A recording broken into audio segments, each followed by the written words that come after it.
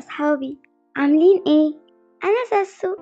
النهاردة عاملين حلقة مميزة جدا جدا، وعندنا ضيفة مهمة قوي. أول ما تسمعوا عنها هتفتكروا إنكم مصريين. يلا بينا نستقبل العالمة الكبيرة الدكتورة سميرة موسى. أنا الدكتورة سميرة موسى، ولدت في محافظة الغربية عام 1917، وكنت بحب العلم من وأنا صغيرة، وكمان التحقت بكلية العلوم بجامعة القاهرة، وكنت أول عالمة مصرية بحصل على الدكتوراه في مجال الطاقة النووية، وأسهمت في تأسيس هيئة الطاقة الذرية في مصر.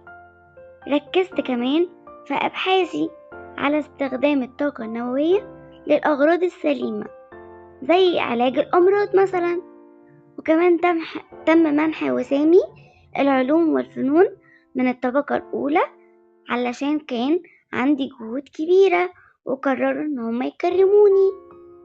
ياه يا دكتور، ده انت طلعت حكايتك حلوة قوي، وانا مبسوطة خالص اني قابلتك.